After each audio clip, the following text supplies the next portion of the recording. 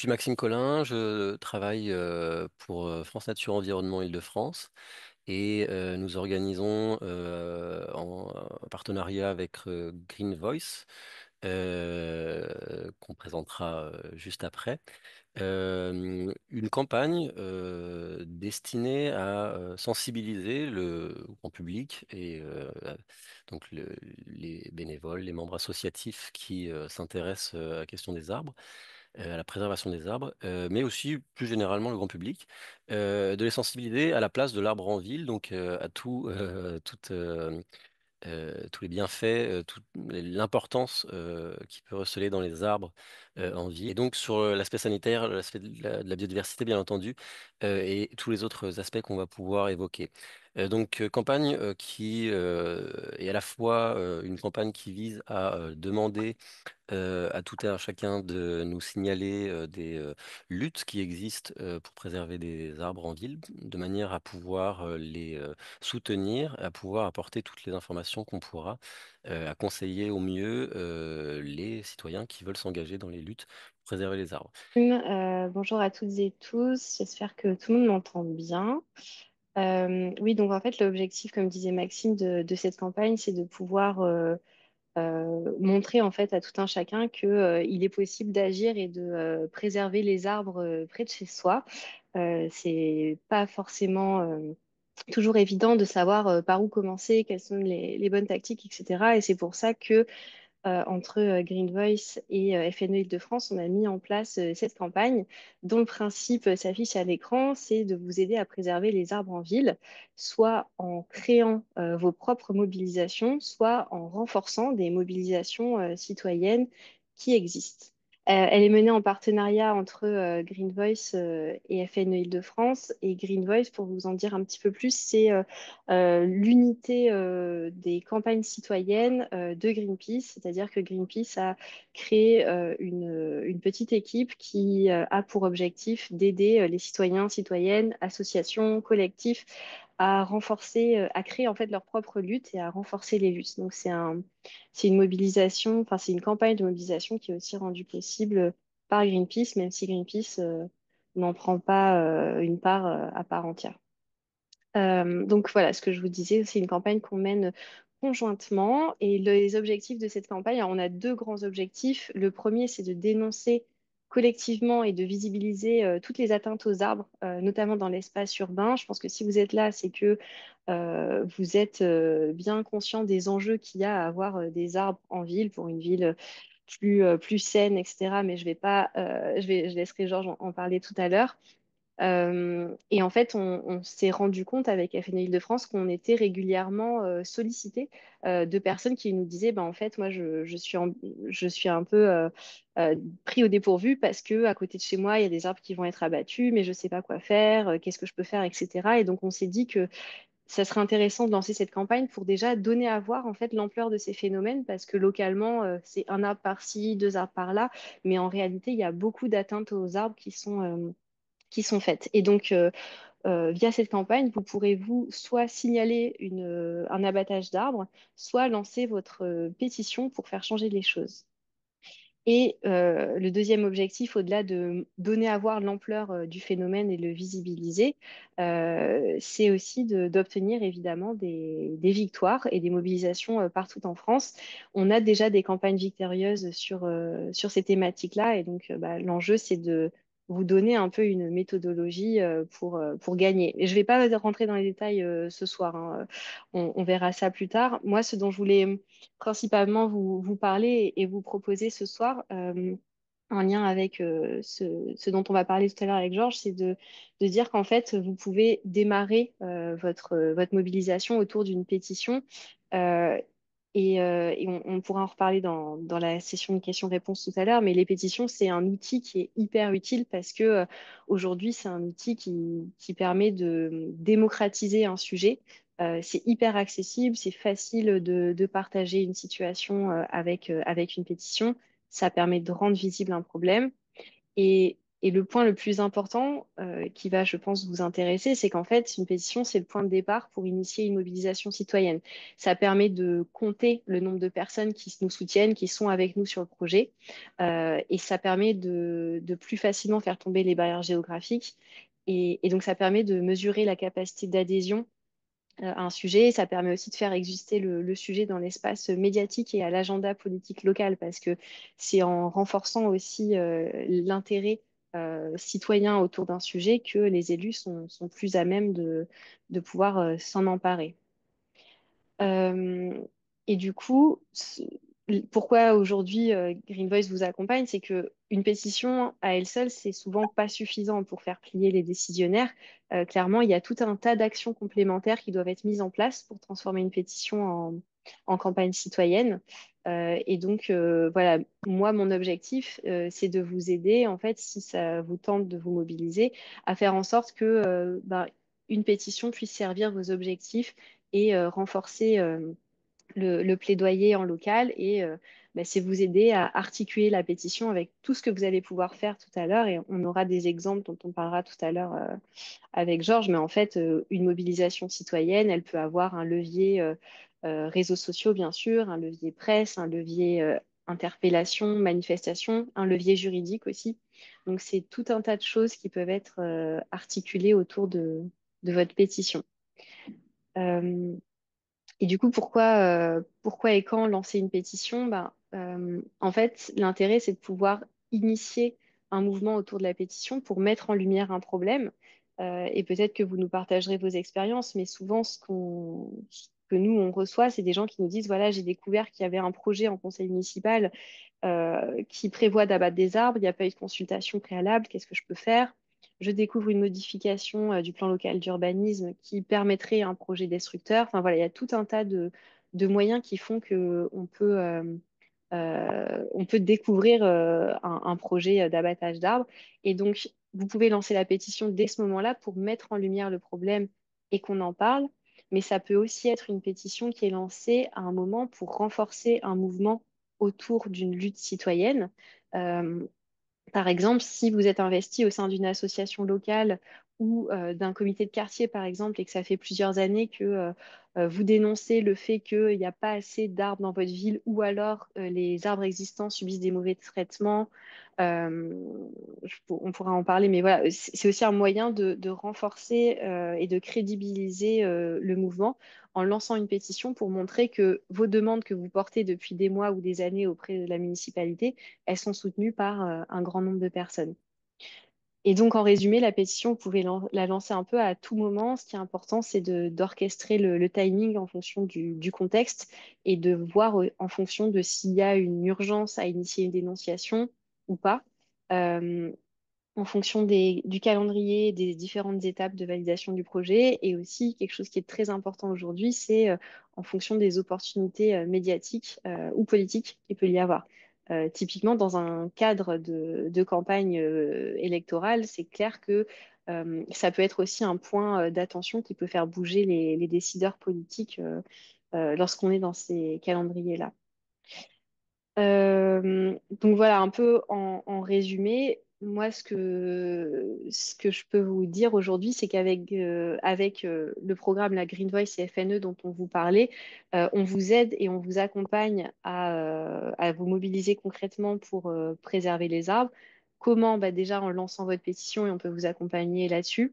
Après, on vous transmettra des supports de formation et vous aurez des conseils spécialisés, un guide de campagne et puis aussi il y aura des ressources sur le levier juridique et notamment j'ai une petite annonce ici, il y aura un prochain webinaire dédié justement au levier juridique sur la protection des arbres.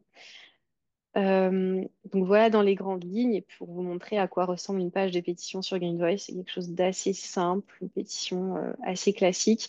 Mais ce qui est intéressant, c'est que vous avez tout un tas de fonctionnalités qui vous aident à faire en sorte que votre pétition devienne un outil de gestion de campagne, comme je vous le disais tout à l'heure, qui ça permet d'articuler en fait les différentes personnes qui vous soutiennent, de relayer des informations. Vous pouvez faire signer des pétitions papier, vous pouvez créer des événements, etc., etc.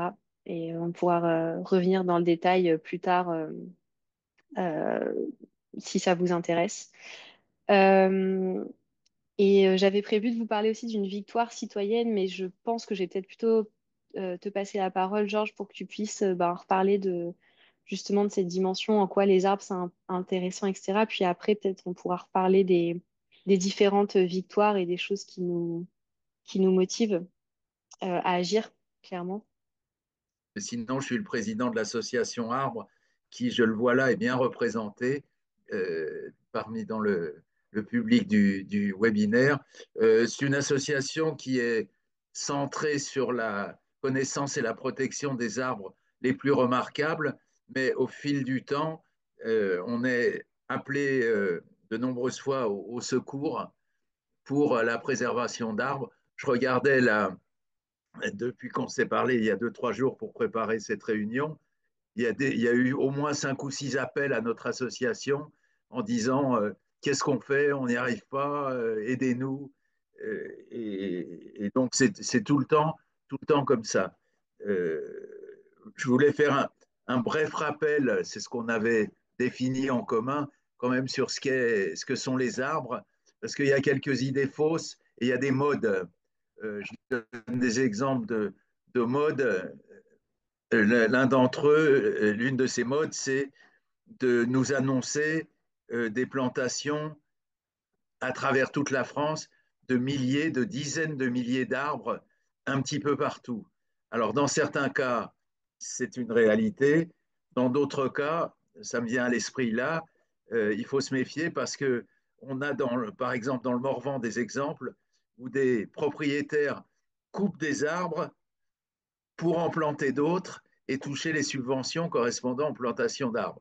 Donc ça, c'est une catastrophe, surtout que les arbres qui sont coupés, en général, sont des bons vieux chênes, et les arbres qui sont plantés sont souvent des Douglas, sapins et autres conifères qui n'ont pas la même valeur dans une région comme le Morvan.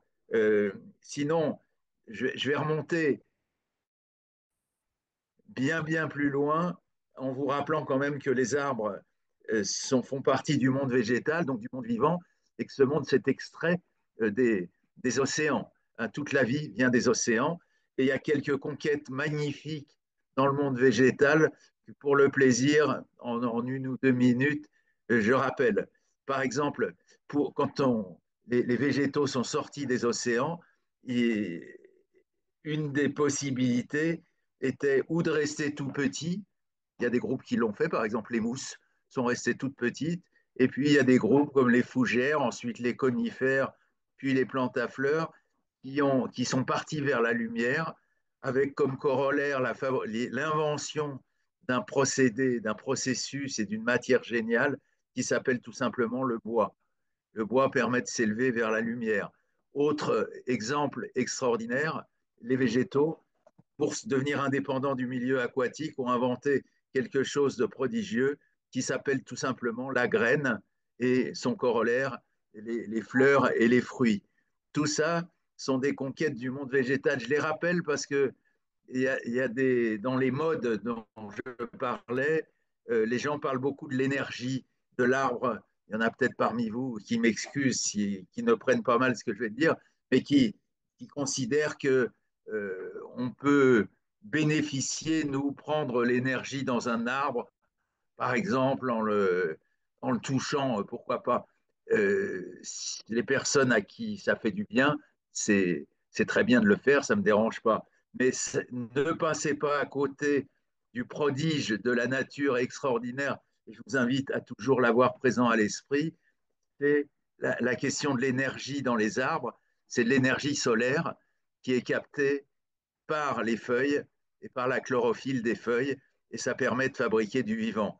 Autrement dit, je résume pour clore ce mini-chapitre d'introduction, la vie sur Terre est permise parce que les végétaux et notamment les arbres captent l'énergie solaire et fabriquent du vivant avec. C'est ça le principal prodige de la vie. Alors évidemment, c'est d'autant plus vrai en ville où on est pauvre dans ce domaine-là. Et je disais, les arbres sont à la mode. On nous annonce régulièrement des grandes plantations de milliers d'arbres. Notre association répète, et je continue à le faire encore aujourd'hui et à nos amis de FNE et de Green Voice et de beaucoup d'autres associations amies que l'on côtoie, n'oubliez pas de dire, voilà, en gros, je vous dis ce que je dis, moi. Si une mairie me dit, mais vous savez, on plante 500 arbres, 1000 arbres, Paris 100, je ne sais plus combien, 130 000 arbres, etc. Bravo, c'est très bien, on vous soutient, il ne faut pas s'opposer à ça, on ne va pas s'opposer à la plantation d'arbres. Mais, vous voyez, les arbres un peu plus anciens que vous avez ici qui vont être coupés, si vous pouviez les garder, ce serait mieux. Parce que ces arbres-là travaillent beaucoup, beaucoup, beaucoup dans le sens qui nous intéresse. Donc, n'oublions pas de tenir les deux bouts de la chaîne concernant le rôle des arbres et ce que font les hommes. Certes, planter des arbres, c'est mieux qu'avant où on ne faisait qu'en couper, mais conserver des arbres qui ont un petit peu d'âge, c'est encore mieux. Et dans notre association, nous, on se fait fort d'être à la pointe du combat pour cela, pour préserver les arbres. Euh, concernant les arbres dans la ville, donc premier rôle, je mets en numéro un ce que je viens de dire, c'est la photosynthèse, c'est-à-dire qu'ils captent l'énergie solaire, pour la plupart d'entre eux pas en hiver, puisque la plupart n'ont pas leurs feuilles, mais tout le reste de l'année, ils captent l'énergie solaire et ils fabriquent du vivant avec tout ça. Ça, c'est le rôle fondamental qu'il ne faut pas oublier. Après, bien sûr, il y a un rôle esthétique, Voilà. le plaisir de voir des arbres auxquels souscrivent tous les habitants de toutes les régions de France en ville, et c'est quand même une large partie de la population. Les arbres sont également des éléments moteurs pour lutter contre la pollution. Alors, je prends l'exemple du périphérique parisien qui est totalement en débat en ce moment sur la vitesse, sur la voie qui va être réservée, etc. Il y a des efforts qui vont autour du périphérique parisien, mais toute la bordure du périphérique est et a vocation à être une véritable forêt circulaire autour de la capitale. Et cette réalité, elle peut être vraie un petit peu partout dans les villes, avec la plantation de végétation et d'arbres qui jouent un rôle dépolluant. Alors, le classique dans ce qu'on appelle la photosynthèse, c'est que l'arbre prend dans l'air, il se nourrit en gros, de gaz carbonique, de CO2 ou dioxyde de carbone, comme vous voulez, je vais dire gaz carbonique, prend dans l'air du CO2 et rejette un déchet qui, pour nous, n'en est pas un, qui est l'oxygène. Les amateurs de physique ou de SVT l'appelleront par son vrai nom actuel, le dioxygène, on doit dire.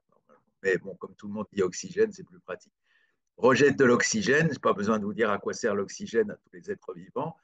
Euh, N'oubliez pas, quand vous expliquez ça à quelqu'un, parce que ça, tout ce que je viens de dire, tout le monde le sait, mais beaucoup de gens oublient que l'arbre est une véritable pompe à eau, c'est-à-dire qu'il prélève par les racines énormément d'eau et qu'il en rejette énormément par les feuilles. Avec quelque chose d'ailleurs de miraculeux, je vous invite à mettre en valeur, parce que l'arbre n'a que des miracles pratiquement et des merveilles. C'est si on a un arbre, en France, on a des arbres qui montent jusqu'à 60 mètres de haut pour les Douglas.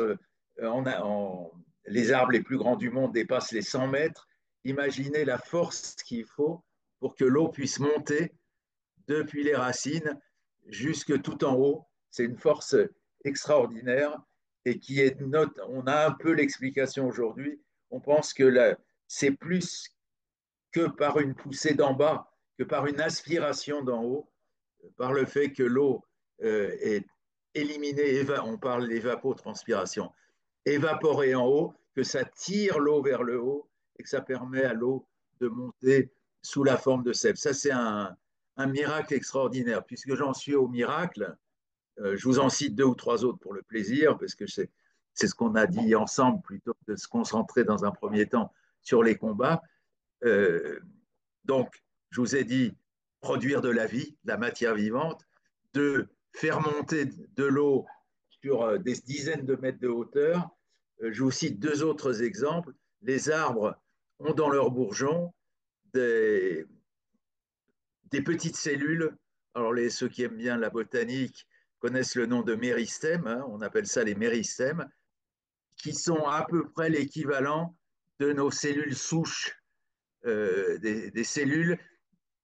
Alors, les scientifiques appellent ça, mais le mot est facile à comprendre, des cellules, je le dis lentement, totipotentes, qui peuvent tout, totipotentes, qui peuvent tout faire. C'est-à-dire que selon les circonstances, elles vont donner de la tige, de la racine, des fleurs. Essayez d'imaginer ça dans le monde animal et dans le monde humain, ça n'existe pas. Les cellules peuvent se réorienter à tout moment dans des directions différentes. Euh, Quand je dis comparable aux cellules souches humaines, c'est pareil, sauf que les cellules souches humaines, ça dure 3 heures dans notre vie. C'est dans l'embryon, au tout début de la vie de l'embryon, que les cellules peuvent donner n'importe quelle autre cellule. Alors que pour les arbres, c'est tout le long de la vie. Voilà un autre miracle du monde des arbres. J'en ajoute un petit dernier pour la route et pour le plaisir.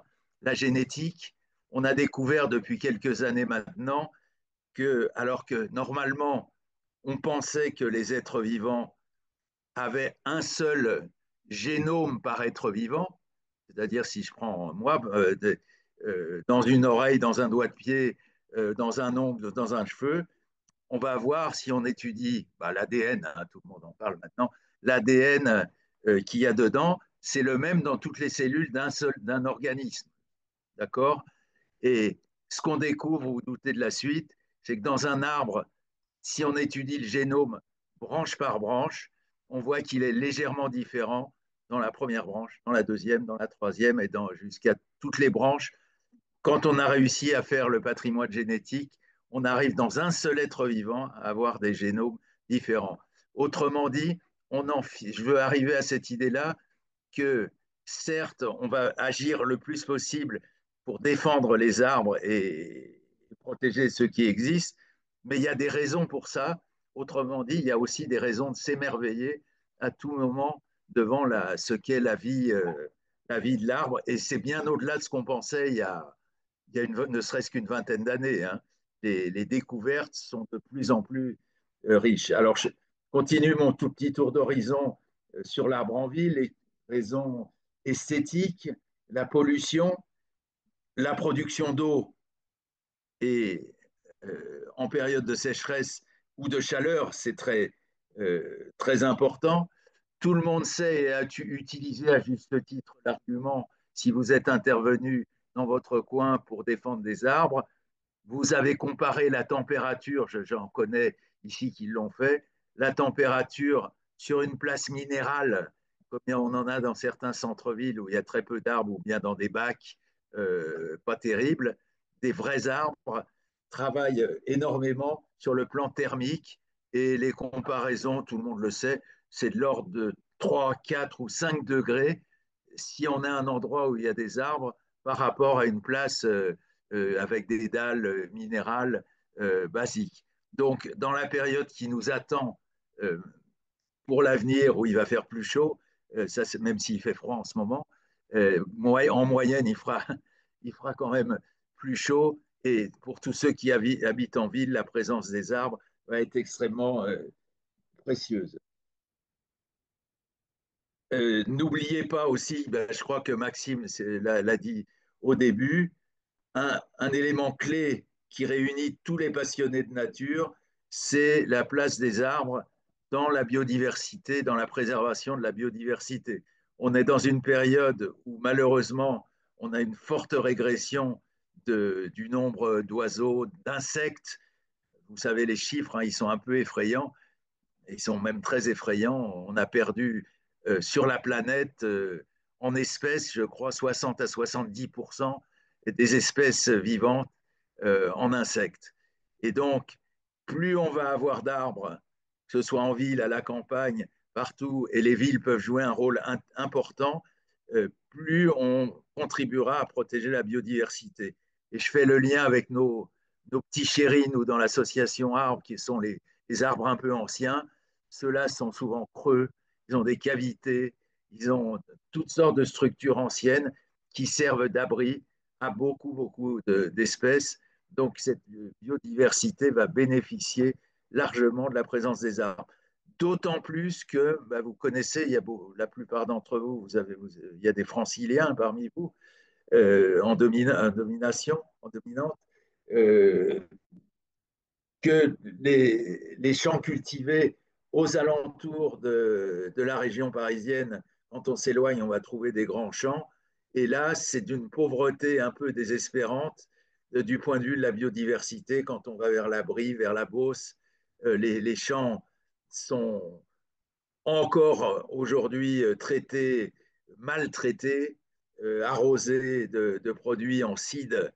Et il y a toujours des débats, je ne vais pas relancer la discussion, mais vous la connaissez en ce moment, pour dire ben oui, mais on nous interdit d'eux, alors qu'au Chili ou en Afrique du Sud, ils ont le droit d'asperger avec toutes sortes de cochonneries. Donc le débat continue sur les produits toxiques déversés dans la nature, dont on sait qu'ils sont la cause principale de la disparition des insectes. Et quand on dit insectes, les chaînes alimentaires vont de pair avec les oiseaux insectivores qui suivent et qui sont en forte régression. Et donc, en ville, il se trouve que, si je prends la ville de Paris, il y a eu des gros progrès de fait avec et dans beaucoup de communes de la région parisienne, puisque je suis allé un petit peu partout avec les remises de labels notamment, j'ai vu les progrès qui sont faits pour ne plus utiliser des produits toxiques et, et ça marche. Ça marche, c'est-à-dire qu'on voit les populations d'insectes en partie se reconstituer et les oiseaux qui en sont les consommateurs revenir progressivement. Ça, c'est une petite idée que je voulais fournir dans le débat. Dès que, pour l'instant, dès qu'on laisse un petit peu de place à la nature, dès qu'on n'asperge pas trop de cochonneries dans la nature, même des petites places, tout le monde l'a constaté, je suis à peu près sûr, on voit revenir des abeilles, on voit revenir des papillons, et ceux qui les consomment, oiseaux, chauves-souris, amphibiens, hein, c'est plus difficile, euh, dans, dans des milieux euh, artificiels même. Et ça marche bien. Ça me laisse penser une idée, moi, que je développe un peu partout quand j'interviens pour ne pas désespérer les gens auprès de qui je parle. Je leur dis, pour l'instant, pour l'instant, ça marche. On peut ajouter, virgule, pourvu que ça dure.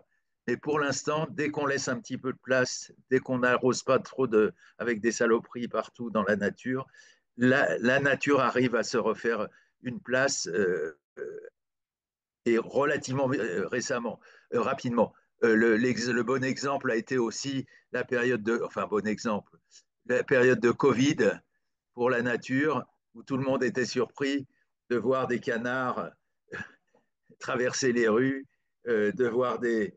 Combien de fois j'ai des gens ou des amis qui m'ont dit, tiens, mais j'entends des oiseaux chanter, j'en entendais plus. Voilà, donc ça veut dire que le potentiel, pour l'instant, est toujours là, et ça, c'est pour moi une note optimiste. Euh, J'ajoute une ou deux idées que je lance dans le débat par rapport à, à nos actions maintenant, même si ça va venir, mais j'en dirai plus peut-être par la suite.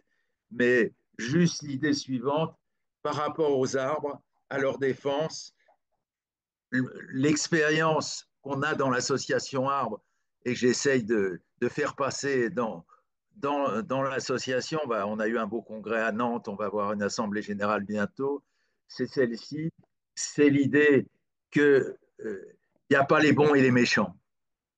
C'est-à-dire que on serait nous les protecteurs de la nature et des arbres, et puis en face, il y aurait, je ne sais qui d'ailleurs, des, des gens qui ne pensent qu'à couper les arbres. Franchement, mon expérience personnelle me montre que, et celle de l'association Arbre, c'est pas comme ça que ça se passe. Et donc, moi, je plaide pour ne pas rejeter en opposant, je dirais, des gens, des élus, des professionnels de l'arbre, élus dans les communes notamment, dont je vous assure, beaucoup, il y en a peut-être parmi vous d'ailleurs, beaucoup d'entre eux ont des actions très positives. Et nous, dans l'association Arbre, on essaye au maximum de valoriser les choses qui sont positives. Par exemple, on remet un label Arbre remarquable de France, mais à chaque fois, je dis, bah, dans cette commune, il y a des gros efforts qui sont faits et qui, pour nous, semblent aller dans le bon sens. Donc, on essaye de valoriser ça.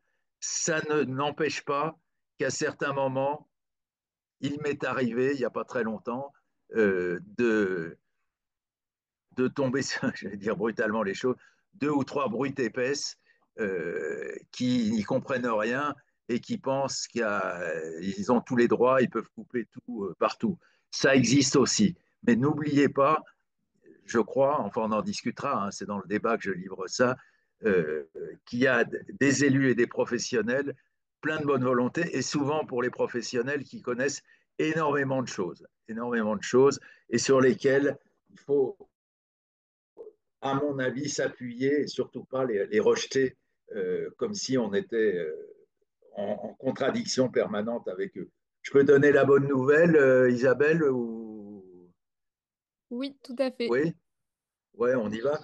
Voilà, alors, quand, puisqu'on en est à donner, on est toujours en recherche, parce que dans les mauvaises nouvelles, par exemple, il y a, on s'est battu, il y a une association qui s'est mobilisée au Mans, dans la ville du Mans, pour éviter que ne soient coupés 200 érables, un alignement de 200 érables euh, par la ville. Alors, c'était pas pour. En gros, c'est pour la bonne cause. Hein, c'était fait pour faire une sorte d'entrée verte dans la ville. Mais faire une entrée verte en commençant par couper 200 arbres, donc ça nous paraissait pas une bonne chose. Malheureusement, les 200 arbres ont été coupés il n'y a pas très longtemps. C'est un des mauvais exemples. Un bon exemple, il y en a plusieurs là qui connaissent bien peut-être le Val-de-Marne, et on s'est mobilisé, surtout l'association DG Nat, des habitants du Val-de-Marne, une association très dynamique qu'on a essayé de soutenir, nous, avec ART, pour sauver peut-être le plus vieux et le plus gros arbre d'Île-de-France. Vous en avez peut-être entendu parler, c'est un chêne, c'est à Saint-Maur, Saint-Maur-des-Fossés, 94. Et il y a eu l'association en question a entrepris une action en justice compliquée qui semblait un peu désespérée parce qu'en face, là, il y avait des pas très gentils. Il faut que je fasse attention à ce que je vais dire parce que souvent, dans des cas comme ça, j'ai reçu deux, trois courriers en disant vous avez dit, alors je dis pas gentil plutôt que méchant, par exemple. Ça m'est arrivé. Et ça se traduit en promoteur et avec une position de la mairie qui n'était pas terrible, hein, on va dire les choses comme ça.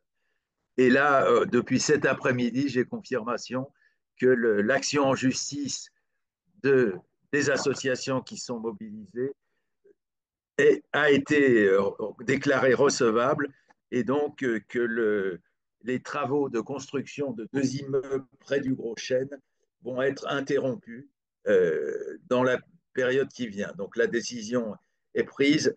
Alors disons-le franchement et donnons le moral à tout le monde. Grâce à la mobilisation, tu parlais de pétition tout à l'heure, toutes sortes d'actions sont bonnes à prendre. Euh, Grâce à la mobilisation sur place, ça marche. Alors, il va faire appel probablement, le promoteur. Il veut absolument construire. Alors, avant, c'était un immeuble, maintenant, il veut en construire deux. Et pour s'amuser, il a été mis en difficulté une première fois parce qu'il avait fait signer, euh, il doit faire signer par des architectes l'autorisation de construire. Et en fait, on a découvert que les architectes en question, il y en a un qui était mort depuis 10 ans. Et il avait signé alors qu'il était mort. Quoi. Voilà, donc c'est une des raisons pour lesquelles il a été mis en difficulté. Et aujourd'hui, pour l'instant, le chêne de Saint-Maur va continuer sa vie avec tous les avantages concernant les vieux arbres que je viens de dire. Donc il y a parfois des bonnes nouvelles. Euh, je prends l'exemple, et puis je termine par là, ça va, je suis dans les temps, ce que j'avais dit, de du combat de nos amis à la fois du GNSA, des écureuils qui se perchent dans les arbres, et nous on a soutenu un petit peu euh, en attribuant un label pour un des arbres, c'était notre façon de soutenir. Il y a du pour et du contre, c'est-à-dire qu'il y a eu deux décisions de justice, vous savez, contre l'abattage des arbres et la construction de la fameuse autoroute entre Toulouse et Castres. Euh, les, il y a eu deux décisions de justice qui interrompaient les travaux et, si j'ai bien suivi, deux décisions de justice en sens inverse qui autorisaient à nouveau les travaux. Mais malheureusement, des centaines de platanes ont été coupés entre-temps. Et donc là, les dégâts sont malheureusement irrémédiables. Leçon entre guillemets du jour, je ne suis pas donneur de leçons, mais ce qu'on peut retenir en tout cas, c'est que si on agit, c'est avant. Après, c'est trop tard. On peut gueuler tout ce qu'on veut, dénoncer, dire c'est inadmissible, etc. Mais une fois que les arbres sont coupés, vous avez vu leur importance, c'est cuit. Hein. Ce n'est pas trop la peine de dépenser son énergie une fois que les arbres ont été abattus. Voilà les quelques mots que je voulais vous dire en introduction au nom de l'association Arbre et de tous les défenseurs d'arbres. Et il y en a beaucoup que je reconnais parmi vous. La parole, qui reprend la parole? C'est Maxime ou Élodie, je ne sais pas. Est-ce que je peux compléter, enfin réagir un petit peu, Maxime, Bien sur... sûr, je t'en prie. Ok, merci. Ouais, merci beaucoup. C'était hyper riche et très complet comme exposé. Et je voulais aller dans le sens de ce que vous disiez, Georges. Effectivement, il n'y a pas les bons, les méchants d'un côté. Et le fait de lancer une mobilisation citoyenne, de lancer une pétition et s'investir localement, c'est pas pour nuire à l'image du porteur de projet forcément, mais c'est un moyen d'attirer l'attention. Et je pense que c'est important de comprendre que c'est un moyen d'exprimer aussi son pouvoir démocratique citoyen local. Bien sûr, après, voilà, on peut hausser le ton et renforcer la mobilisation lorsque en face, on a des personnes qui sont de mauvaise foi ou de mauvaise volonté, mais c'est pas l'intention première. Et je pense que dans la plupart des cas, ça se passe quand même assez bien, puisque même si le projet, in fine, n'aboutit pas, il aura permis de créer le dialogue, de mobiliser des gens et de donner aussi à voir à cette opportunité d'action démocratique. Donc, je trouve que c'est important de souligner ça. Euh, je voulais réagir je voulais réagir sur autre chose et ça m'a échappé. J'avais vu Alors, passer une question. pour que tu retrouves le temps que tu retrouves la Ouais, mémoire, j'en profite pour compléter. Euh, nous, moi, ce que vas-y. j'essaye de faire un petit peu partout, et l'association Arbre également, c'est cette idée-là. Euh, Quand il y a un projet urbain, alors si c'est pour faire un parking, construire un truc horrible qui va faire l'unanimité contre lui ou contre elle, et qu'on se mobilise, on se mobilise contre le projet globalement. Mais Mm, si une commune dit, bah oui, mais c'est pour construire une école, donc nous, on ne va pas aller prendre position, ou une crèche, on ne va pas aller prendre position pour dire non, non, pas question de construire. Mais par contre, euh, on regarde l'endroit, et si à l'endroit en question, il y a des beaux espaces bien touffus, bien verts, qui accueillent pas mal d'oiseaux, des bons vieux arbres qui sont là, on vous suggère et on vous propose et on demande le soutien de la population sur l'idée, gardons, pas forcément contre le projet, mais gardons les arbres qui sont présents là et le projet d'une école conservant quelques beaux arbres va être une réussite. On a des exemples comme ça, on en cite un toujours, nous, dans le Nord, à Roubaix, où un collège devait, qui a été construit maintenant, Collège Rosa Parks exactement, il a été décidé sur place de préserver un grand et très beau être pourpre. Et je vous assure, le collège, on n'y croit pas tellement c'est incroyable, a été construit autour du être pourpre en préservant les arbres. J'en prends témoin plusieurs adhérents qui sont ici et certains qui l'ont visité. Je vous assure, on a visité l'endroit, nous. Le, la directrice de l'école avait pratiquement les larmes aux yeux. On vient de voir l'endroit, découvrir. Même les élèves, moi, je les entendais qui disaient, ils sont venus pour voir l'arbre.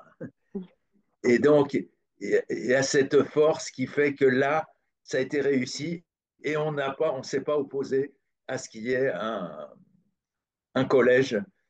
On pourrait citer les débats autour de la ligne de métro pour justement les Val-de-Marnais et les Parisiens. La ligne de métro, c'est la une qui doit se continuer.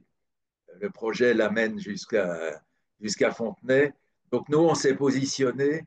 On n'a pas pris position contre le fait qu'il y ait une ligne de métro parce que, vous voyez, quand on se veut écologiste, au sens plein du terme, on ne s'oppose pas forcément au transport en commun et à l'allongement d'une ligne de métro. Donc on n'a pas pris de position, ça nous a été reproché d'ailleurs, mais par contre, on a pris position pour que dans tous les travaux, les arbres du bois de Vincennes soient préservés et que toutes les mesures soient prises pour que les deux soient possibles. Alors après, c'est du débat technique, mais c'est pas facile, hein. Mm. Vas-y, Élodie, si ça t'est revenu.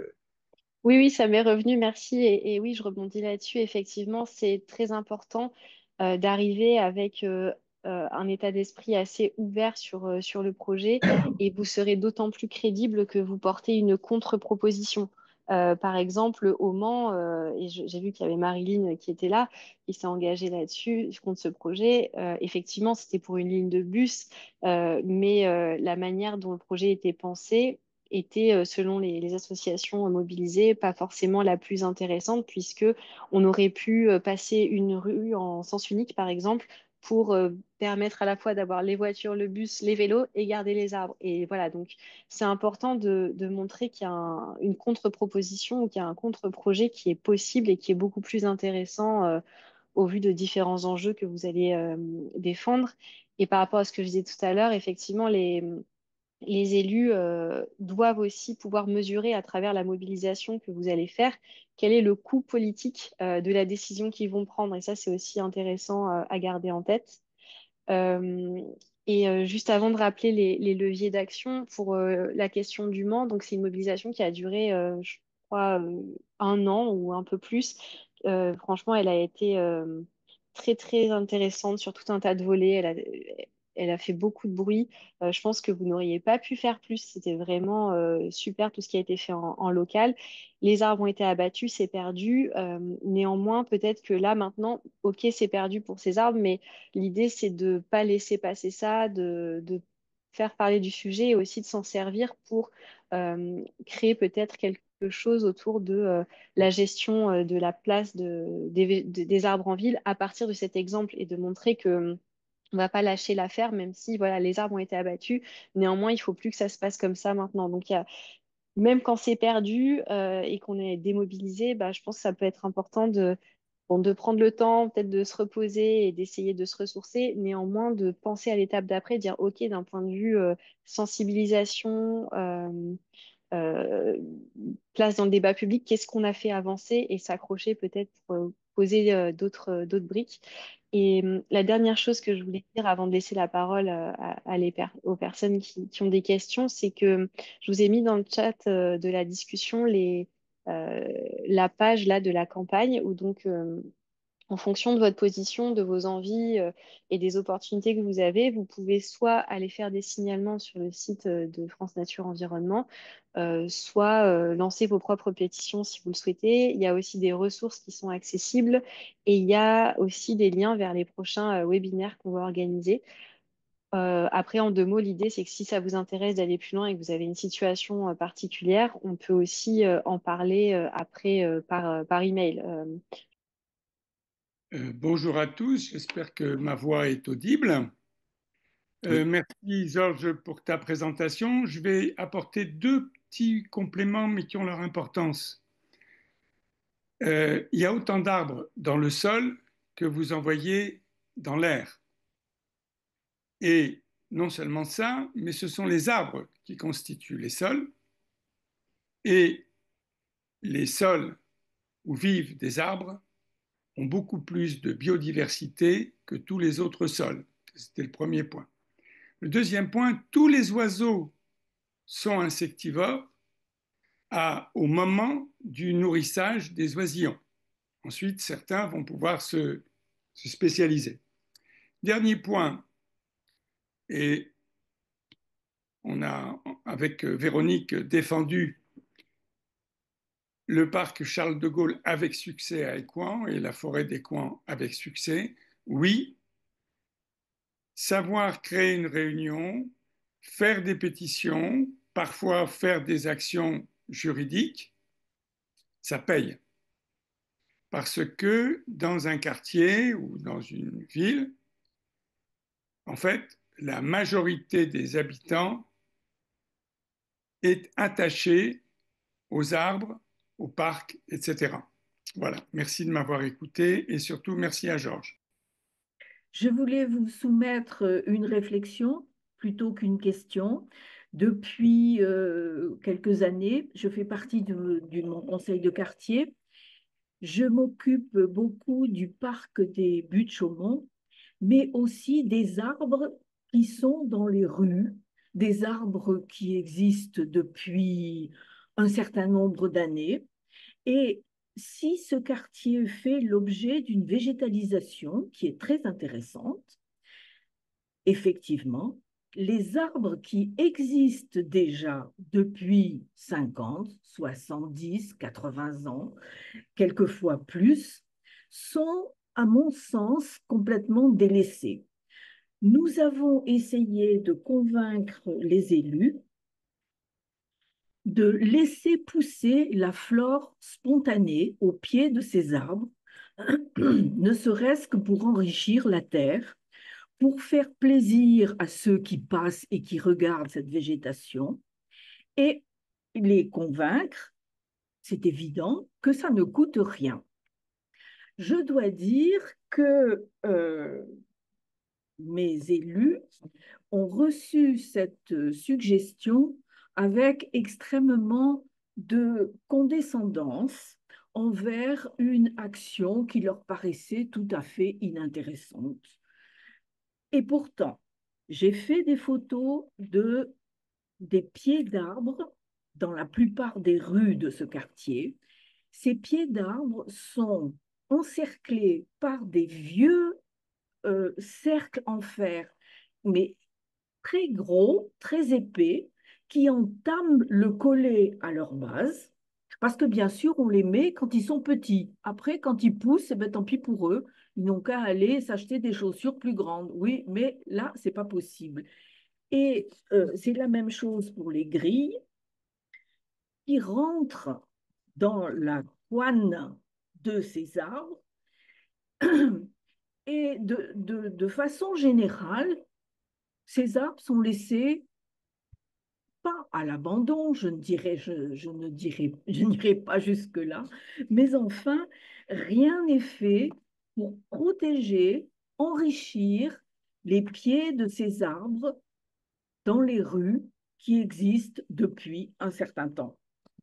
Alors, je viens de créer un nouveau groupe et nous avons écrit à la mairie en faisant valoir nos objectifs. On en a d'autres, mais qui ne concernent pas les arbres des rues. Nous allons voir ce que ça donne, mais je n'ai pas beaucoup d'espoir parce que ça fait 3 ans que j'essaye. Pas toute seule, avec quelques autres personnes. Voilà. La défense des vieux arbres, et en ville, ils ne sont pas si vieux que ça, en fait. Hein. Il y a quelqu'un tout à l'heure qui a posé, il me semble, une question, combien de temps vivent les arbres en ville? Pas si longtemps que ça. Ce qu'a dit Michel par rapport au sol, évidemment, on sait, mais ça se complète, hein, on sait qu'il y a la moitié de l'arbre qui est sous terre. Hein, il y a une moitié au-dessus, une moitié en dessous.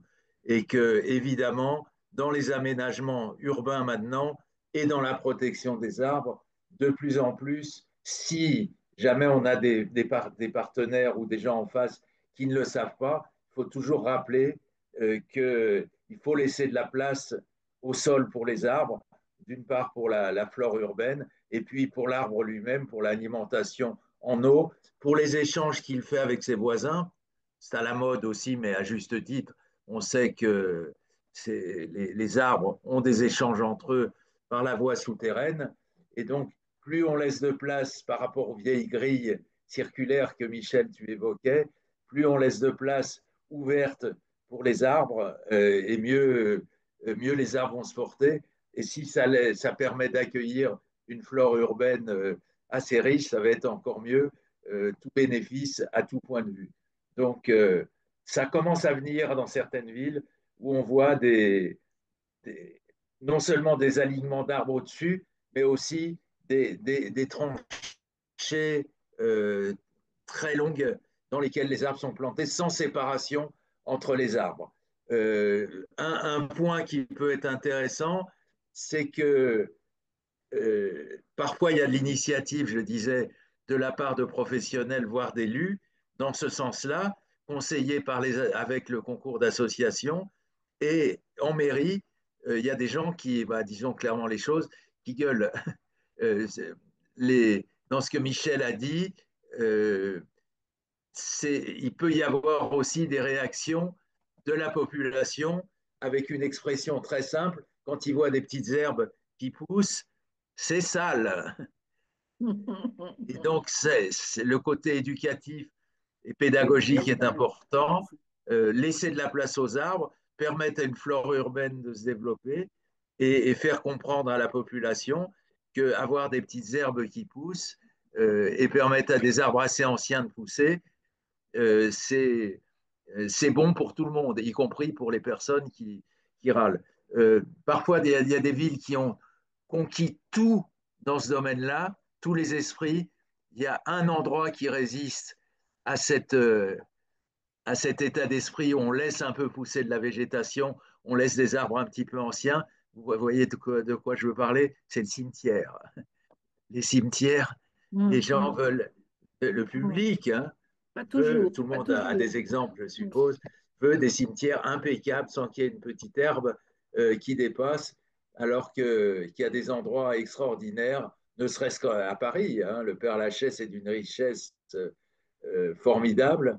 Et pour le plaisir, à la limite du Val d'Oise et des départements voisins, exactement, la commune s'appelle Saint-Pierre-Eschamps, si je me souviens bien.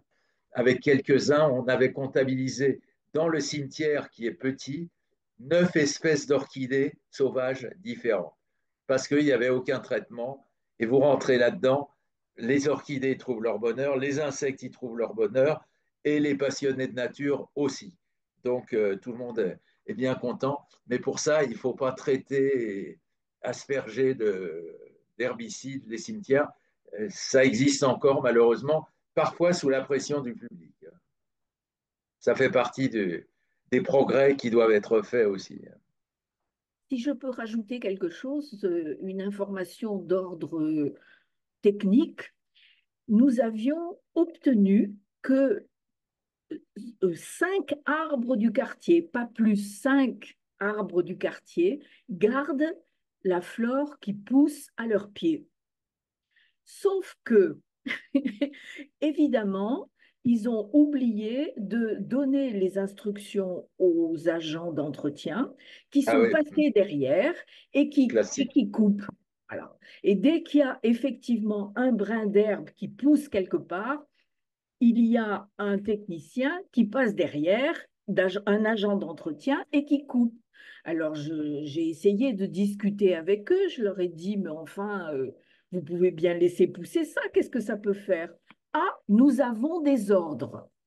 Et il est vrai que en regardant le contrat, enfin le règlement que ces personnes reçoivent de la part des élus, il est écrit noir sur blanc qu'ils doivent enlever tout ce qui pousse dans les rues et sur les murs, enfin voilà.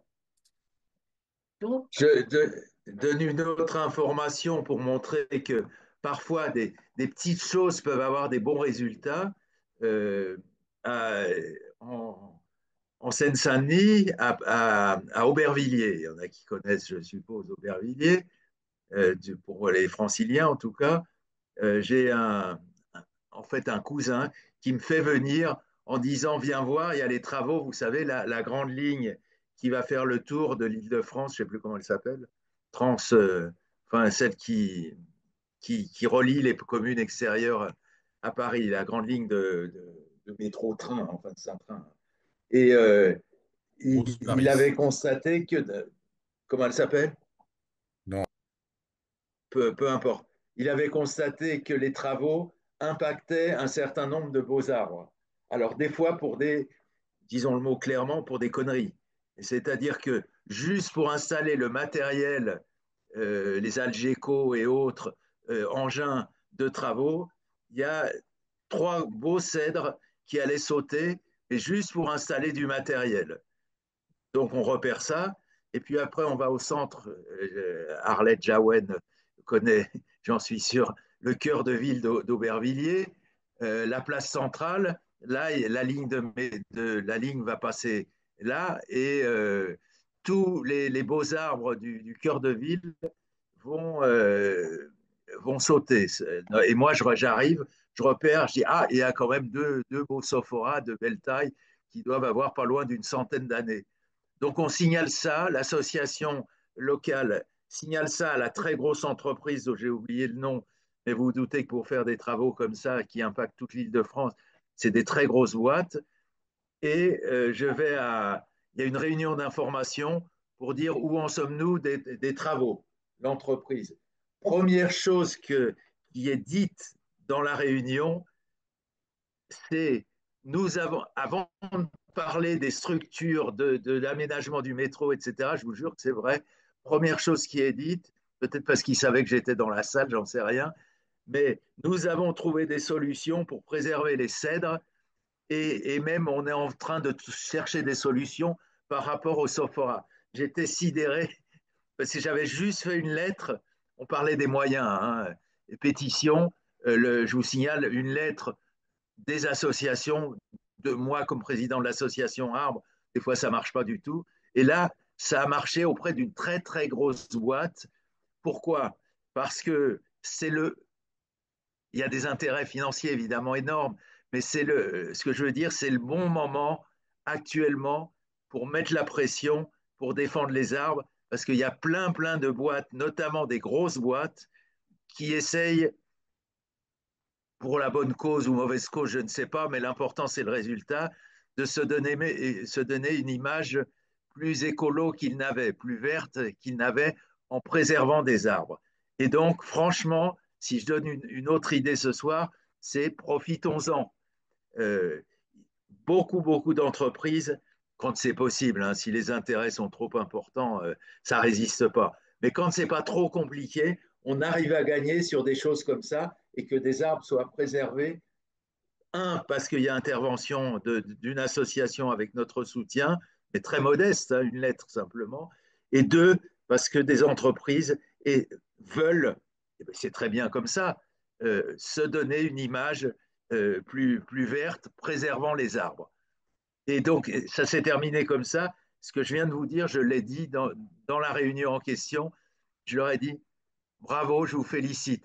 J'espère que ça va aller jusqu'au bout et que vous allez tenir vos engagements. J'ai juste dit ça. Mais bravo de l'avoir fait. Je vous assure que la dame qui représentait l'entreprise en question, elle était toute émue. Elle dit, ah, jamais on nous a dit ça. Jamais on nous a dit que c'était bien. Eh ben, je vous dis oui, c'est bien. Continuez sur cette voie-là. Et on vous soutiendra si vous continuez sur ce chemin-là. Il faut être prudent et mettre des garde-fous parce que ça ne marche pas toujours. Voilà l'exemple d'Aubervilliers. Merci. Il y avait des questions dans l'espace de discussion sur les outils, les guides qu'il pourrait y avoir sur les bonnes pratiques en matière d'entretien et de gestion des espaces naturels, enfin des espaces où il y a des arbres. On peut renvoyer notamment la documentation du CAUE 77 qui a fait voilà, une documentation assez riche qui est destinée plutôt aux élus. Et voilà, quelqu'un avait demandé plus précisément Répète-le, hein, parce que pourquoi CAUE CA. 77, c'est Ouais. une mine et pour le travail concernant les arbres et la protection des arbres, ce sera pour le prochain sujet. Je ne vais pas trop avancer, C'est ça, en mais tout cas, c'est une base documentaire assez très, très intéressante, solide. leur site internet. Donc, vous pouvez vous référer à ça, et notamment si c'est pour entrer en contact avec des élus, pour leur donner des arguments scientifiques qui font autorité, ça peut être un moyen de le faire. Et quelqu'un demandait pourquoi est-ce qu'on n'envoie pas systématiquement cela un petit guide de bon usage des arbres aux élus. Je pense que c'est ce qu'on essaie de faire, les Ouais, ouais. associations, de sensibiliser de plus en plus les élus, etc. Et il y a aussi des volontés, des velléités de faire des formations obligatoires pour les prestataires des collectivités territoriales de manière générale. Voilà, c'est des pistes de réflexion. Bien sûr, il faudrait qu'il y ait une formation obligatoire. Et puis, plus d'outils. Mais je crois que les outils, ils les ont. On pourrait l'envoyer de manière systématique, mais ça ne changerait pas grand-chose pour la situation. Parce que c'est la pratique, c'est les enjeux financiers, les enjeux d'aménagement du territoire qui vont dicter un petit peu ces politiques-là. Et ils sont plus importants en général que la simple sensibilisation ou le manque d'information. Enfin, en tout cas, plus on va vers des grosses collectivités, du moins. Et puis, je voulais juste mentionner, avant de donner la parole à Michel Laval, un commentaire aussi qui avait été donné sur la sensibilisation justement par Benoît Hartenstein, qu'on salue, qui est un notaire qui travaille beaucoup sur les arbres. Euh, qui indiquait le fait que voilà, sensibiliser les enfants dès le plus jeune âge en les associant à des arbres, en leur faisant signer une sorte de contrat pour préserver un arbre particulier, de faire sous une forme de parrainage ou autre, c'est des moyens qui peuvent être très très déterminants sur la vision qu'aura voilà, quelqu'un, enfin un être humain tout au long de sa vie, ne serait-ce que par des petits gestes et des petites sensibilisations très tôt dans leur vie. Donc je pense que voilà, il y a aussi beaucoup de choses intéressantes de ce biais qui sont plus dans la prévention, la sensibilisation. Voilà, il y a des choses comme ça qui peuvent être assez efficaces. Donc, je donne la parole à Michel Laval pour une question. Oui, merci. Merci à ceux qui ont rendu ce séminaire possible et merci à Georges pour vraiment son discours inspiré. J'ai une question qui est à la fois philosophique et extrêmement concrète d'un point de vue opérationnel. C'est quoi un arbre? Scientifiquement, il faut de la lignine. Bon, on a donc des arbres de moins de 50 centimètres, c'est tout à fait possible. Il y a une difficulté. Je pense que nous pensons tous essentiellement aux arbres de haute tige. Ce n'est pas précisé. Nous sommes confrontés concrètement à des mairies qui abattent pas mal. La mienne a été disciplinée et n'abat que des arbres effectivement malades, malades à cause des mauvais traitements passés en général. Et nous avons des statistiques. Est-il acceptable que l'on compte comme arbre en urbanisme des arbustes en réalité, des arbustes? C'est le cas actuellement. Donc, comment nos associations doivent se positionner vis-à-vis de cet immense flou sémantique? Qu'est-ce que nous défendons quand nous défendons l'arbre en ville? Moi, si on me remplace un platane par un arbuste qui n'est pas conduit en tige, une espèce de petite cépée qui atteindra royalement 2,50 m de haut, j'estime que ce n'est pas pareil, sans même compter le temps nécessaire pour l'accumulation, bien sûr, des arbres. Donc, sur quel pied danser dans ce combat? C'est ça qui m'intéresse, parce que c'est très concret. Je Euh, veux bien dire un petit mot, moi je ne veux pas monopoliser la parole, Allez-y, peut-être Marie-Noël. Oui, je dis un petit mot là-dessus. La comptabilisation des arbres, j'ai tendance à dire laissons-la faire par les visiteurs que sont les oiseaux. Parce que tu peux avoir des, des plantations d'arbustes ou des arbustes conservés, préservés, venus naturellement, qui peuvent être très intéressants et qui vont fournir tout l'hiver des fruits pour toutes sortes d'oiseaux consommateurs. Alors tu parlais des insectes tout à l'heure, Jean-Claude, et on sait que beaucoup d'oiseaux se nourrissent de petits fruits et les arbustes, de ce point de vue-là, sont extrêmement précieux. Donc essayons de raisonner, de sortir de l'idée c'est bon pour nous ou c'est pas bon pour nous, espèce humaine. Bah, c'est Et, pas mon propos. essayons de nous mettre, c'est pas facile, nous mettre à la place des autres êtres vivants qui, eux, ne participent pas à des webinaires ou n'ont pas le droit de vote. Hein, je pense aux oiseaux, aux insectes et à tous les autres animaux. Il y en a beaucoup que ça peut intéresser d'avoir des milieux touffus. Tout dépend de la conception qu'il y a. Après, que ce soit comptabilisé comme arme, Michel Laval, tu as raison. C'est pas justifié de compter ça dans les arbres, mais tu n'empêcheras pas l'effet de chiffre. Euh, Ça, c'est purement humain de dire le nombre d'arbres qu'on a plantés dans un discours au moment des élections.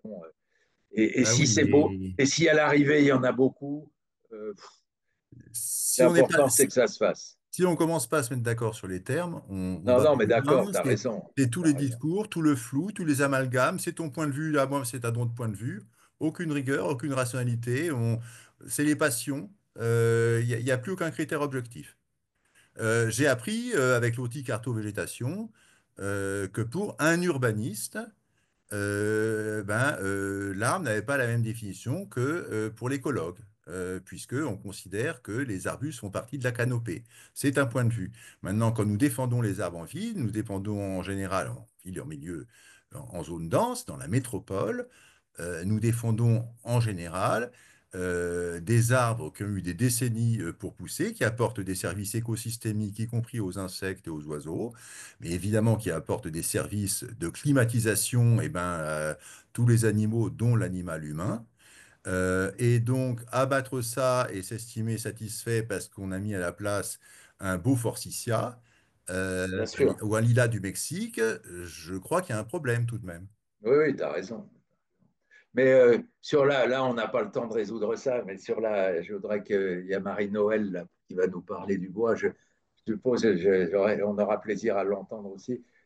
Donc, brièvement, si on se lance dans la définition de l'arbre, lisez tel botaniste d'il y a une dizaine d'années, lisez Francis Allais aujourd'hui, vous verrez que la définition de l'arbre, ils n'ont pas ils ont pas la même définition. Pour le fun, pour le plaisir, euh, si on, si on définit je sais pas, le palmier, par exemple, dont les botanistes savent qu'il ne s'agit pas d'un véritable arbre tel qu'on le définissait avant, quand Francis s'exprime, il dit oui, mais de loin, et Francis Allais, c'est quand même une référence, mais de loin, un palmier, pour moi, c'est un arbre. L'arbre en ville, on parlait. L'arbre en ville. Oui, d'accord, mais enfin, c'est une définition de l'arbre. Le saule nain arctique ne nous concerne pas. Le sol arctique de 2 centimètres de hauteur. Oui, mais en tout cas, c'est une vraie question. Georges Fettelman disait donc faisons confiance aux oiseaux. Et je rajouterais aux citoyens aussi, enfin aux personnes qui protègent les arbres, parce que voilà, on les voit pas justement. Bien sûr, bien On sûr. voit pas de lutte, et je pense que Elodie pourra nous dire la même chose sur Green Voice, et moi, je pourrais dire la même chose sur Sentinelle de la nature. On voit pas de lutte pour protéger des petits arbustes en milieu Exact. urbain. Enfin, en tout cas, c'est plus rare. Donc, on peut faire confiance aussi aux gens qui protègent les arbres. En général, ils se lancent pas à corps perdu dans des luttes qui ont peu d'intérêt. Et à part, il y a peut-être des moments particuliers où votre question, Michel, Laval, peut être complètement une vraie question, même juridique, hein, parce que, mais justement, c'est souvent à notre désavantage, en tout cas au désavantage de ceux qui veulent protéger les arbres. Mais justement, si on veut dénoncer un défrichement sur une friche, par exemple, on va voir que des arbustes, qui est plutôt récente. Justement, là, le juge peut vous vous rétorquez finalement que en fait il ne s'agit pas d'arbres mais d'arbustes, donc que ce n'est pas défini officiellement un défrichement. Donc j'ai déjà vu cette situation, ce qui fait que des fois c'est une vraie question à partir de quand un arbre est un arbre. Mais globalement, je crois qu'on peut faire confiance quand même aux luttes qui sont toujours pour des arbres qui ont justement une grosse importance sur le plan de la biodiversité, du patrimoine ou autre, ou du paysage. Moi, je souhaitais juste donner une information sur le fait que l'association Aludé à la Île et Rose est en train de démarrer une nouvelle bataille pour préserver 35 beaux arbres, dont une majorité de platanes de plus de 60 ans, qui se situent dans un secteur d'une cité de la Île et Rose, dans le cadre d'une opération démolition-reconstruction bien classique que veut faire Val-Office et la mairie de la Île et Rose.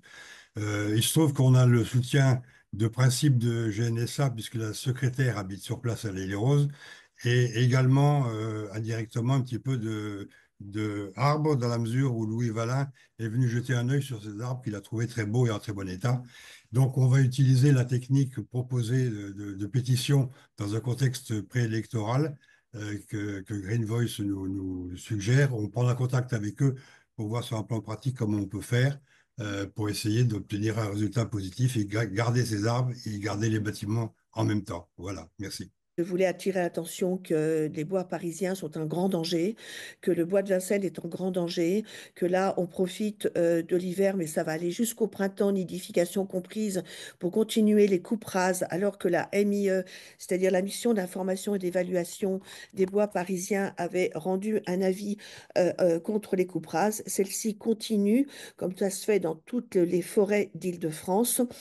Là où ces coupes rases sont interdites en Suisse, en Allemagne, en France, on continue et on continue, que ce soit pour du bois énergie ou pas. Donc, en fait, je lance une grande alerte parce que le bois de Vincennes, il y a eu de l'événementiel voté encore en augmentation cette année jusqu'en 2026.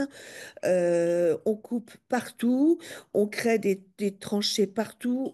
C'est carrément le BTP qui se trouve dans le bois de Vincennes. Tout ça devant les yeux éplorés des promeneurs.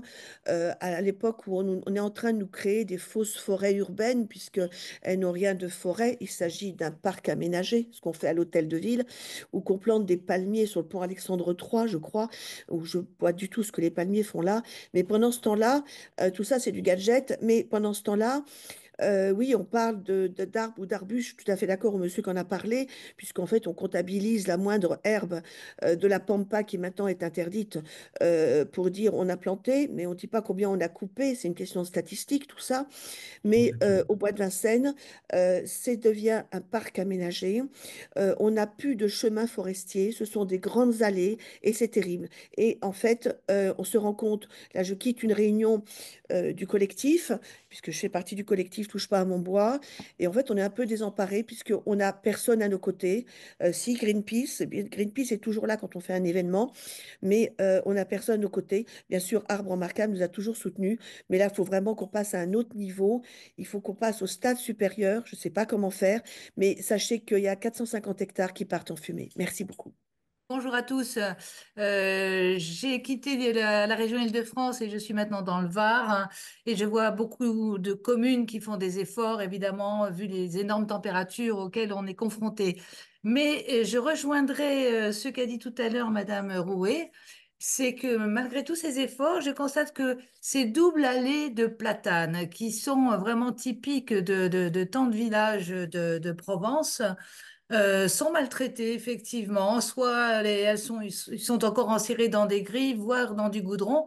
Et je m'interroge, est-ce qu'il n'y a pas un problème de formation ou d'information des jardiniers, des services d'environnement, etc. Pourquoi est-ce qu'on n'en fait pas une priorité, puisque ces arbres souffrent aussi de maladies, et si on les abattait, c'est carrément des places de village qui deviendraient infréquentables. Enfin, vous voyez, est-ce qu'il n'y a pas un problème de formation quand même des services environnementaux à ce sujet tout bête, des arbres anciens? Non, il ne faut pas les enserrer dans le goudron. Qu'est-ce que vous en pensez? Je suis tout à fait d'accord. Effectivement, je pense qu'il y a on l'a évoqué tout à l'heure, il y a un vrai problème de formation. C'est une des origines du problème. Mais pour ça, enfin, en tout cas, si on voulait améliorer la chose, il faudrait Hmm. justement passer par la voie législative pour imposer quelque chose Oui. à tout service, surtout dans les collectivités territoriales, mais pas seulement. Donc voilà, il faudrait passer par la voie législative. Et ça rejoint la question qui est qu'il faudrait une réforme aujourd'hui justement du statut de l'arbre, en tout cas du droit de l'arbre. Il y a une nécessité, il y a des choses Mm. à supprimer, il y a voilà, les possibilités qu'offre le Code civil d'exiger qu'un voisin coupe son arbre, par exemple, ces choses-là, il faut absolument réformer ces dispositions qui datent de Napoléon, qui sont beaucoup trop anciennes et qui ne sont pas, enfin voilà, qui sont vraiment attentatoires à la biodiversité aujourd'hui, qui n'étaient pas considérées à l'époque. Donc il y a des choses à changer, il y a aussi mais on en parlera. Dans le prochain webinaire du 26 février sur les outils juridiques, mais justement, on parlera de ça, mais il y a une vraie nécessité d'améliorer les outils juridiques qui existent pour protéger les arbres, que ce soit en amont pour faciliter justement la reconnaissance des arbres qui sont très importants sur le plan de la biodiversité du paysage, etc. Mais aussi sur les procédures pour pouvoir les protéger concrètement lorsqu'ils sont menacés par un projet ou par un simple projet d'entretien pour éviter des maladies ou autres. Donc il y a vraiment il y a une nécessité d'une loi là-dessus. Donc ça, c'est pas les associations, je crois, voilà, elles peuvent le dire à l'unisson. Il faudrait intervenir sur le plan législatif. Et voilà, donc ça va dans le sens de ce que vous dites. Il faudrait une meilleure formation, mais de toute façon, il faudrait que il y ait un cadre qui soit amélioré pour les arbres de manière plus générale. Là-dessus, nous, Association Arbre, on va soutenir à fond le travail qui est déjà fait. Donc, c'est pour ne pas refaire tout le Mm. travail, celui du CAUE 77 que je citais, et celui qui se rejoint avec le travail des notaires sous la dynamique de Benoît Hartenstein dont tu parlais tout à l'heure, qui fait que les notaires de France, sous son impulsion, propose une modification du Code civil napoléonien pour aller vers une loi française plus en faveur des arbres. Je rappelle qu'au niveau de l'association Arbre, pour aider un petit peu, on a fait une déclaration des droits de l'arbre qui a servi un Oui. petit peu dans ce cadre-là. Donc, nous, on ne va pas refaire tout le travail, on va soutenir et essayer de mettre, on a un comité d'honneur bien fourni, des personnalités pour dire, voilà, le travail est fait pour une nouvelle loi de l'arbre en France. Et donc, toutes les associations et les personnalités qui veulent peuvent se positionner pour avancer dans ce domaine-là. Sinon, par rapport aux jeunes qui arrivent, euh, je crois que la formation, pour beaucoup d'entre eux, est là maintenant. Si on prend notamment le travail d'association des jeunes élagueurs à travers plusieurs assos, notamment, je pense à la Société française d'arboriculture, la SFA, avec des jeunes hyper bien formés et qui parfois nous en apprennent pas mal sur le sujet.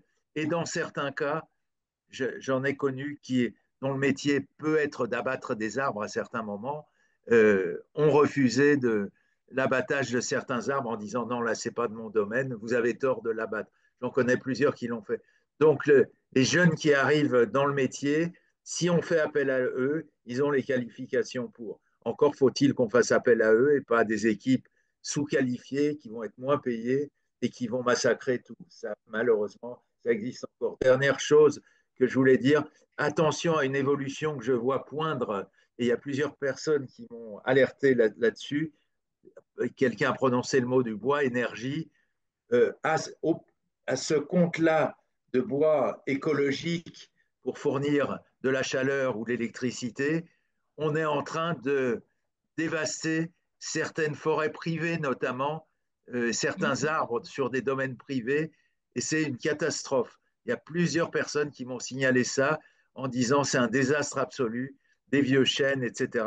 Quelqu'un qui va rentabiliser un petit peu son terrain et qui va vendre ses arbres, et c'est difficile d'agir parce qu'on est en propriété privée.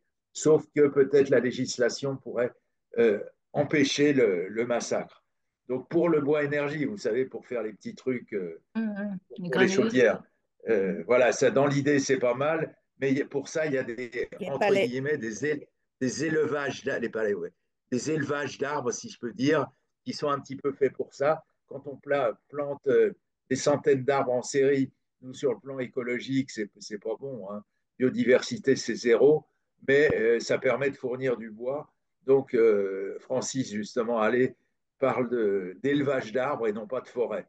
Et donc, c'est aussi fait pour ça et non pas d'aller utiliser des beaux arbres forestiers qui sont notamment alors dans le domaine public, mais aussi dans le domaine privé.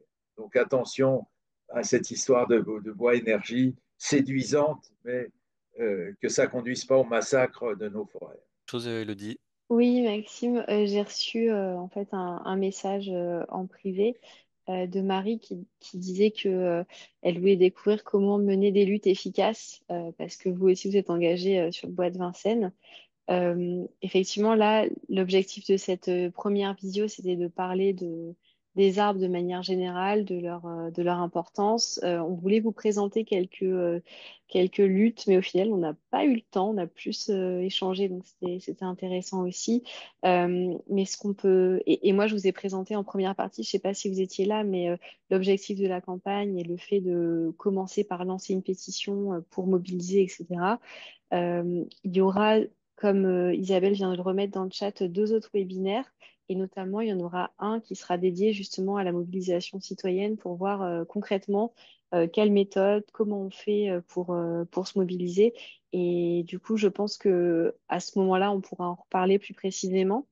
Et après, côté Green Voice, on fait régulièrement des formations sans couleur de campagne, donc pas forcément concernant la préservation des arbres, mais des campagnes, enfin, des webinaires sur comment on mène campagne justement, quelle stratégie de diffusion, de mobilisation, etc. Donc si ça vous intéresse, bah, pareil, je vous invite à m'envoyer un email et puis comme ça, je vous tiendrai au courant des prochaines visios. Bah, je remercie encore beaucoup Elodie pour avoir présenté Green Voice et Georges Fetterman pour avoir accepté de donner quelques éléments sur la nécessité de préserver les arbres, particulièrement en ville, ce qui est notre environnement, enfin en tout cas, en tout cas à la majorité en Île-de-France, mais pas seulement, puisque voilà, cette campagne est aussi avant tout nationale. Donc merci, vous avez sans doute compris. Enfin, voilà, on a parlé quand même des forêts urbaines, du bois énergie, donc de tous ces sujets qui peuvent être souvent traités dans le cadre de mobilisation pour préserver les forêts mais qui peuvent aussi concerner finalement les arbres en ville. On a bien vu grâce aux deux présentations, aux exemples qu'a donné Elodie aussi, du public, des participants, des quelques études de cas qu'on a évoquées, et puis de la présentation de Georges qui avait quand même des sujets très spécifiques pour les arbres en ville, sur leur taille, sur l'entretien, la manière dont ils peuvent souffrir de leur implantation dans le sol et des dispositifs qui sont mis autour des formes d'entretien aussi, des élagages, etc.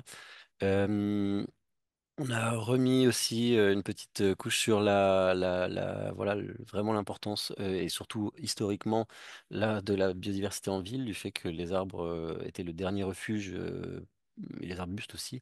C'est vrai, effectivement, quelqu'un parlait de cartovégétation, on peut voir ça aussi, mesurer ça grâce à l'outil cartovégétation que je voulais mentionner aussi, qui est mis en place par FNL de France. Mais on a donc vraiment, on est au moment où la biodiversité se dégrade le plus en ville, et donc un moment charnière, et voilà, on se tourne vers des moments où il n'y aura peut-être plus, voire en tout cas plus aucune biodiversité. Il y aura peut-être quelques espèces qui seront fait une place dans cette ville avec moins d'arbres, mais en tout cas plus ce qu'on peut appeler aujourd'hui des écosystèmes et une biodiversité attrayante. Voilà, c'était important d'en parler. Je pense que on va se consacrer dans les autres événements et puis en continuant aussi la campagne, hein, parce que on reçoit donc nous des luttes pour préserver des arbres en pétition sur Green Voice et puis des signalements sur Sentinelle de la Nature. Voilà, les personnes qui signalent des luttes se voient un petit peu conseillées sur les meilleures manières de faire. Et aussi, on fait de la stratégie aussi qui va au-delà de l'administratif, du juridique et qui est aussi sur la stratégie de communication tout simplement, hein, qui est fait aussi notamment en particulier par Green Voice. Donc, toutes ces questions-là peuvent permettre de nourrir et de booster un petit peu les luttes qu'on mène, qui sont nécessaires, on l'aura compris aujourd'hui, pour préserver les arbres. En tout cas, et plus ils sont anciens, plus ils ont justement un intérêt, une importance. Merci d'avoir participé parce que vous étiez nombreux à ce webinaire. Je pense que ça donne vraiment, ça fait plaisir et ça donne envie voilà, de se consacrer encore plus fort à cette campagne. Donc merci à toutes et à tous. On peut se retrouver donc pour le prochain événement le 26 février pour un webinaire destiné aux outils juridiques pour protéger les arbres. Et puis sinon, j'attends vos signalements. On attend vos signalements pour nous signaler des luttes de protection d'arbres. Et puis à très bientôt pour d'autres événements aussi, notamment ceux qu'on a cités. À bientôt Merci et beaucoup. merci. Salut! Au revoir. Merci, bonne soirée.